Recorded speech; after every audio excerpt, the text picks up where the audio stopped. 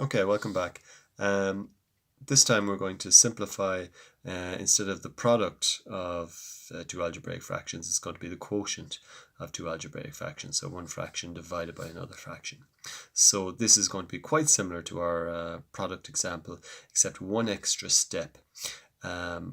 If we remember from regular fractions, whenever we want to divide by a fraction, we have a method called invert and multiply. So the fraction that we're dividing by, in this case it's this one here, we invert it. In other words, we put the bottom of it on the top and the top on the bottom. We turn it upside down if you like.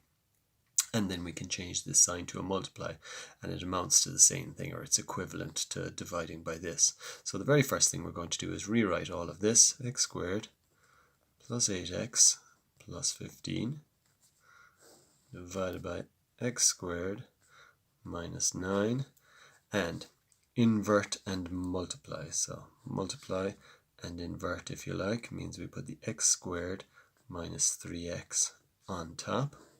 We notice it's on the bottom here, now it's on the top, and what's on the top here will go on the bottom. xy plus 5y. Now we're ready to go and do the exact same thing as we did last time. We have 1, 2, 3, 4 different expressions. All of them can be factorized, and that's the first thing we're going to do, is factorize each of them. So rewriting this as the product of two factors, it's going to be x, 15 is 3 5s, plus 3 plus 5. This is the difference of two squares, except instead of writing this as 9, we could write it as 3 to be squared.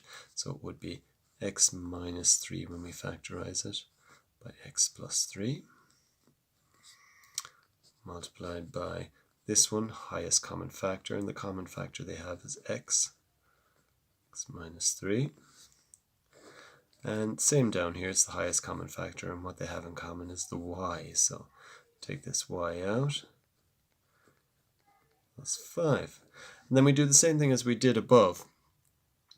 We just divide above and below by the same thing. So x plus 5 into this goes once, x plus 5 into this goes once, x plus 3 into this goes once, x plus 3 into this goes once, x minus 3 into this goes once, x minus 3 into this goes once. And what we're left with, two things that we can't, I suppose, don't have anything in common, that we can't divide above and below by the same thing, is our x and our y. So if we multiply out the top, then 1 by 1 by 1 is 1, by x is x. And on the bottom, 1 by 1 by y by 1 again is just y. And our answer is simplified x over y.